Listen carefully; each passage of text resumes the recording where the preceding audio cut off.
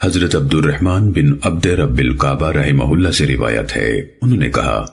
میں حضرت عبداللہ بن عامر بن عاص رضی اللہ تعالیٰ عنہ کی خدمت میں حاضر ہوا جبکہ آپ کعبے کے سائے میں بیٹھے تھے اور لوگ آپ کے پاس جمع تھے۔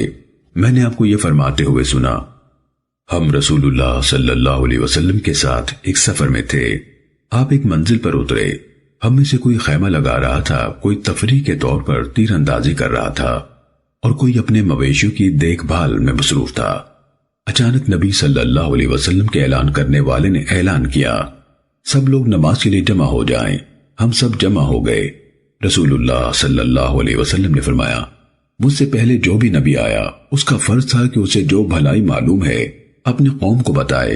اور اسے جو برائی معلوم ہے اسے انہیں ڈرائے۔ اس امت کی عافیت اس کے پہلے حصے میں ہے، اور آخر والوں کو ایسی آزمائشیں آئیں گی اور ایسے معاملات پیش آئیں گے جن کو تم عجیب محسوس کرو گے۔ پھر فتنے پیش آئیں گے جو ایک دوسرے کو معمولی بنا دیں گے،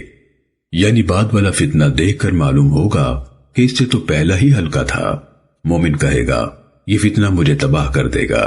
پھر وہ فتنہ ختم ہو جائے گا، پھر دوسرا فتنہ آئے گا تو مومن کہے گا یہ مجھے تباہ کر دے گا، پھر وہ ختم ہو جائے گا۔ لہذا جسے یہ بات پسند ہے کہ وہ جہنم سے بچ جائے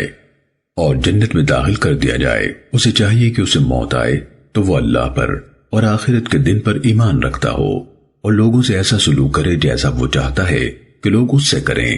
اور جس نے کسی شرعی امام کی بیعت کی اس سے ہاتھ ملا کر عہد کیا اور اس کو اپنے دل کا خلوص پیش کیا تو اسے چاہیے کہ جہاں تک ممکن ہو اس کی اطاعت کرے۔ اگر کوئی دوسرا شخص آ کر اس خلیفے سے کھینچتانی کرے یعنی اس سے حکومت چھیننے کی کوشش کرے تو دوسرے مدعی خلافت کی گردن اڑا دو۔ عبد الرحمن رحمہ اللہ بیان فرماتے ہیں، میں نے لوگوں کے درمیان اپنا سر آگے نکالا اور کہا میں آپ کو اللہ کی قسم دے کر پوچھتا ہوں کیا آپ نے یہ فرمان خود رسول اللہ صلی اللہ علیہ وسلم سے سنا ہے؟ حضرت عبداللہ رضی اللہ تعالیٰ عنہ نے اپنے ہاتھ سے اپنے کانوں کی طرف اشارہ کرتے ہوئے فرمایا، اسے میرے دونوں کانوں نے سنا اور میرے دل نے یاد رکھا۔